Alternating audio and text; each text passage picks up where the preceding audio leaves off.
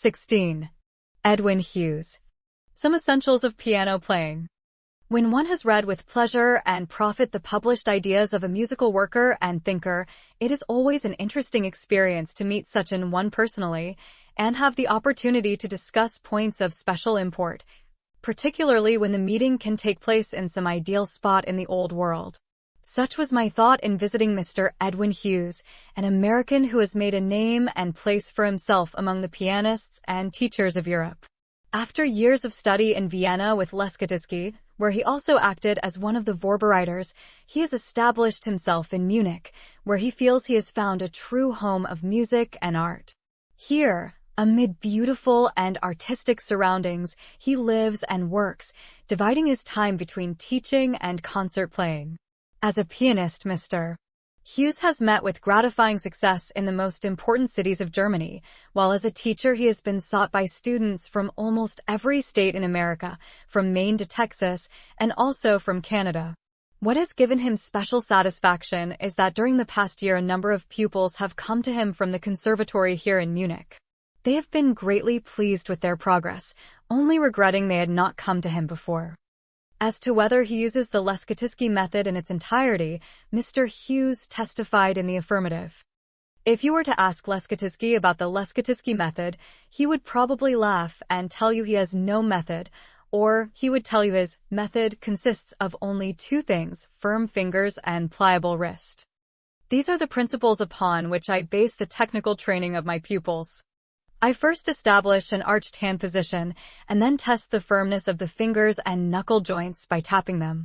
At first the joints, particularly the nail joints, are very apt to sink in when tapped by a lead pencil, but by having the pupil continue the tapping process at home, it is not long before he acquires the feeling of conscious firmness in his fingers.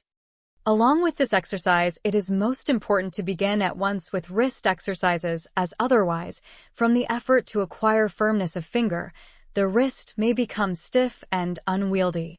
The wrist exercises consist in raising and lowering this joint, with the hand and arm supported first on each finger separately, then on 2, 3, 4, and 5 fingers. The wrist should not be so limp as to be incapable of resistance, but rather it should be like a fine steel spring, a spring wrist. I call it, capable of every degree of resistance or non-resistance the quality of tone demands.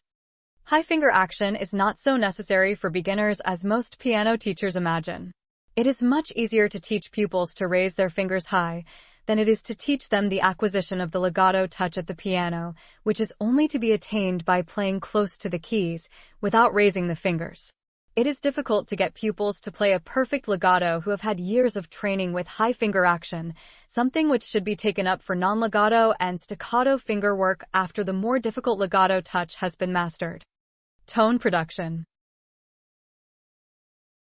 The subject of tone production is one which is much neglected by piano teachers. Viewed from this standpoint, the piano is an instrument apart from every other, except in some respects the organ.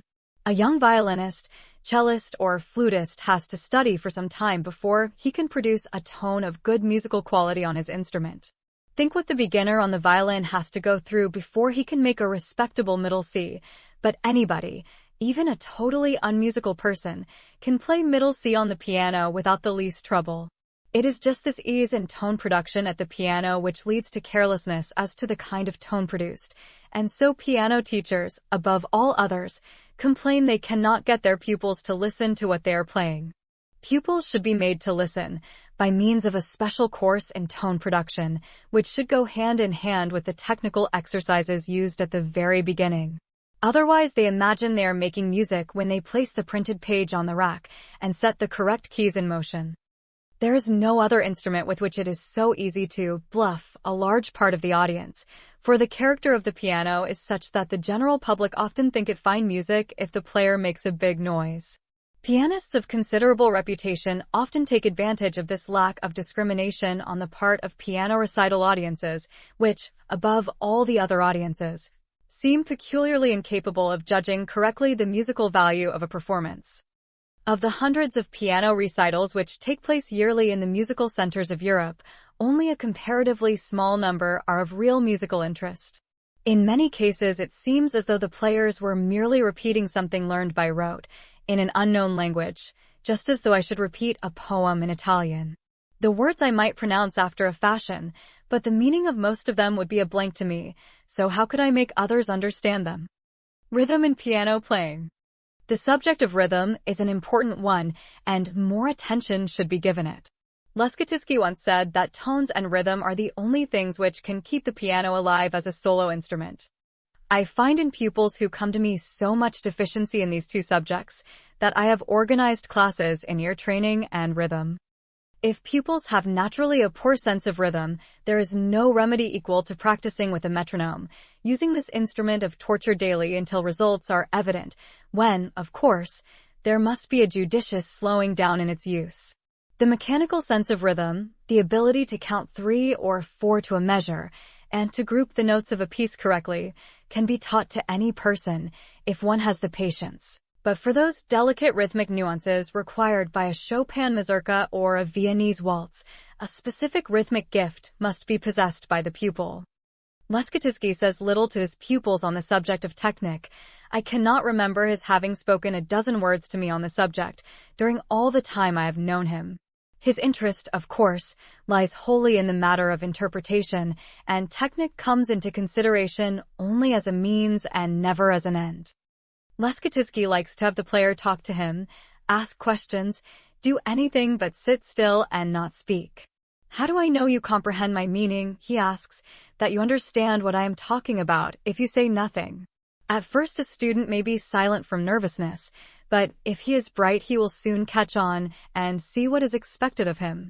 Leschetizky says sometimes, when the Lord made the 10 commandments he omitted the 11th, thou shalt not be stupid. If one is not very quick, one may have a hard time with this master. As a high school in technique, I use Josephi's School of Advanced Piano playing with my pupils. This work leads to the highest possible technical development at the keyboard, and I consider it the last word in piano technique.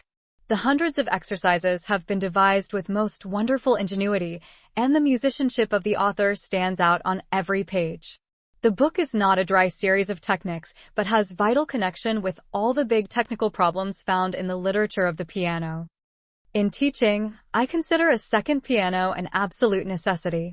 There are so many things in piano playing which cannot be put into words, and the teacher must constantly illustrate. How can one teach the interpretation of a Chopin nocturne, for instance, by merely talking about it?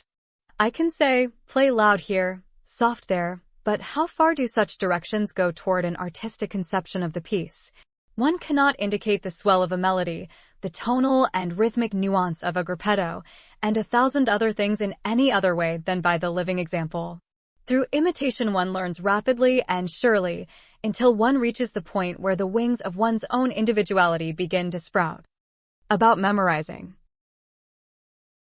On the subject of memorizing, who can lay down rules for this inexplicable mental process, which will hold good for everyone? For myself, I hear the notes mentally and know their position on the keyboard.